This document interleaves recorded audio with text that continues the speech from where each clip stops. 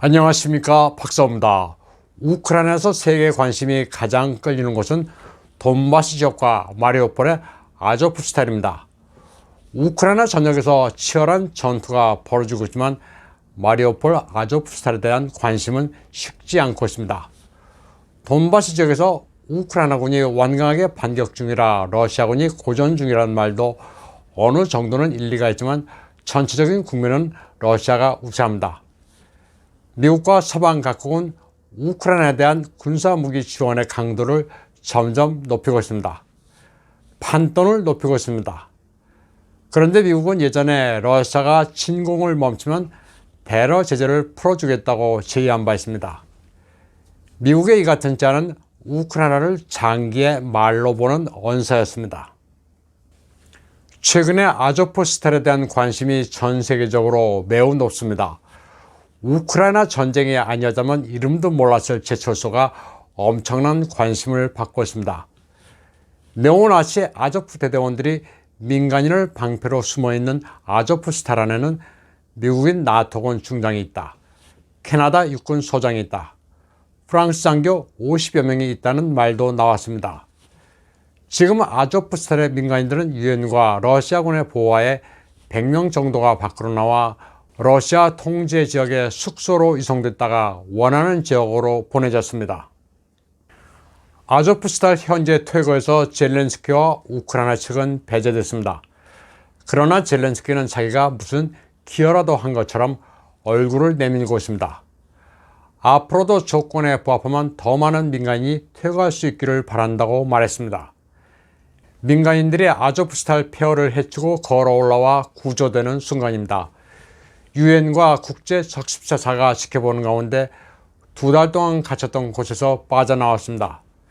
민간인 가운데는 젖먹이 어린아이도 있었습니다. 아조프스탈 안에는 400명 정도의 외국인 용병, 그리고 부상당한 우크라이나군과 아조프 대대원 등 패잔병 2,500명 정도가 남아 있습니다. 우크라이나 36여단의 사령관은 그동안 전 세계에 도와달라고 호소했었습니다. 그냥 투항하고 나오면 되는데 구해달라는 소리를 했던 겁니다. 치아에는 아직도 민간인 900명이 남아있는 것으로 전해졌습니다. 민간인들을 밖으로 내보내라는 러시아의 권유를 무시하고 있던 아조프 대대는 이제 더 이상 방법이 없었는지 퇴거를 허용했습니다. 그동안 러시아의 푸틴 대통령은 아조프스탈에 지대한 관심을 가지고 파리 한 마리 들어가지 못하게 하라고 지시한 바 있습니다. 워낙 철저하게 봉쇄를 하는 바람에 젤렌스키도 속수무책이었습니다. 젤렌스키가 푸틴에게 제발 만나서 대화하자고 한 것도 아조프스탈의 관심도가 정점에 다다랐을 때였습니다. 아조프스탈 근처에서 조건 없이 대화하자고 간절하게 매달렸을 정도였습니다. 그런데 이상한 점은 젤렌스키가 미국으로부터 2번째 대량 군사 원조를 받은 이후 원래대로의 계획대로가 아니었다는 점입니다. 젤렌스키는 만약 러시아가 아조프스탈을 그대로 지어버리면 대화는 없다는 특이한 말도 했습니다. 아조프스탈에 우크라이나 국가의 명운을 건다는 식이었습니다. 도대체 아조프스탈이 뭐길래 우크라이나 수천만 명의 목숨보다 소중한지 좀 이해가 되지 않는 부분이었습니다. 나라가 망해가는데 젤렌스키가 왜 그토록 아조프스탈 한 곳에 집착하는지 의문이었습니다. 또 나토군의 미국인 중장과 캐나다 육군 소장이 아조프스탈에 있다면 그들은 누구를 보호하기 위해서인가 하는 의문도 제기됩니다. 더 큰 거물이 있을 수도 있다는 얘기인데 지금 떠도는 미확인 정보에 따르면 어느 나라 대통령의 아들입니다. 러시아는 전력을 돈바스 지역으로 대거 투입하고 있으면서도 아조프스탈 주변에도 많은 병력을 주둔시킨 채 간간히 폭격을 가하고 있습니다. 젤렌스키도 돈바스 지역에 집중하면서 과도한 관심을 아조프스탈에 쏟고 있습니다. 전황이 극도로 불리하면 항복을 할 수도 있는데 유독 아조프스탈에 대해서만은 허용하지 않고 있습니다. 안에 남아있는 잔당들도 마찬가지입니다. 스스로 알아서 자기 목숨을 구해야 하는데 버티고 있습니다. 아조프스탈 내 진짜 거물의 정체는 젤렌스키로서도 무시할 수 없는 존재입니다. 도대체 아조프스탈이 뭐길래 유엔 사무총장 구테르스가 모스크바로 날아가 푸틴에게 구조에 협조해달라고 요청까지 했는지도 주목할 필요가 있습니다. 또 미국의 국무장관 블링컨과 국방장관 오스틴이 키예프에서 젤렌스키와 만나 응원한 뒤에 낸시 펠로시 하원의장도 키예프를 방문했습니다. 짧은 시간 내 미 하원의장과 국방장관이 특정 국가를 방문한 것은 역사적 전례가 없는 일입니다. 이런 점 때문에 아조프스탈의 건물이 미국과 관계가 있는 인물이라는 설을 뒷받침한다고 믿는 이들이 많습니다. 어느 국가 대통령의 아들로 지목되는 이 인물은 그러나 최근에 공개 장소에 출석하거나 한 적이 없습니다. 직접 나와서 내가 아니라고 할 만도 한데 그러지를 않고 있습니다. 문제의 인물은 우크라이나의 바이오랩과도 얽혀 있다고 합니다. 좀 황당하게 들리는 이 이야기는 루머 수준일지도 모릅니다.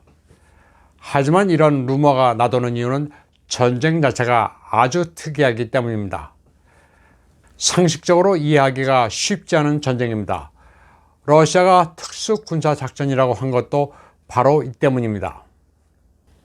한편 5월 9일 전승절 리허설이 모스크바에서 벌어지고 있는 가운데 영국 국방장관 월러스는 이날을 기해 러시아가 전쟁을 선언할지도 모른다고 말했습니다.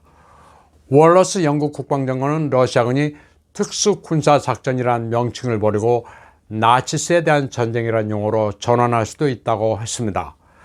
러시아군의 병력 손실이 심해 전쟁을 선포함으로써 추가 징집으로 인력을 더 투입할 수 있다는 논리입니다. 월러스는 푸틴에게 지금 필요한 것은 쓰고 버릴 병사라면서 이같이 말했습니다. 러시아에 대해 가장 악의적인 언사를 퍼붓는 나라는 영국입니다. 월러스 장관의 이 같은 발언은 러시아가 전황에서 분리해 쫓기고 있다는 인상을 심어주기 위한 목적이 있는 것으로 보입니다. 특수군사작전이라는 용어를 버릴지 어떨지는 알 수 없습니다. 전쟁이 나토 대 러시아의 양상으로 아예 드러나게 되면 전쟁을 선포할 수도 있습니다. 영국은 푸틴의 와병설도 다시 유포하고 있습니다. 푸틴이 파킨슨 병에다 갑상선 암을 앓고 있어 수술을 앞두고 있다는 설입니다. 그동안 우크라이나 특수군사작전을 지휘했던 푸틴 대통령이 일시적으로 전권을 전 국가정보국장 니콜라이 파트루셰프에게 맡기고 잠시 물러났다는 수설입니다.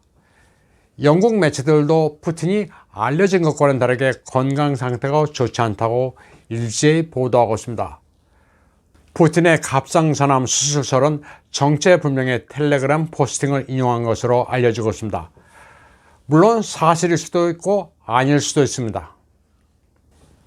세르게이 라브로프 외교부장은 러시아가 5월 9일 전승절에 억지로 맞춰 군사행동을 멈추거나 하지는 않을 것임을 분명히 했습니다. 가던 길을 굽히지 않고 밀고 가겠다는 의지의 표명입니다. 전쟁 스케줄을 서방이 이러쿵저러쿵 정해주는 게 아니니 쓸데없는 말을 떠들지 말라는 것으로 해석됩니다. 오늘 방송은 여기까지 하겠습니다. 시청해주신 여러분 감사합니다.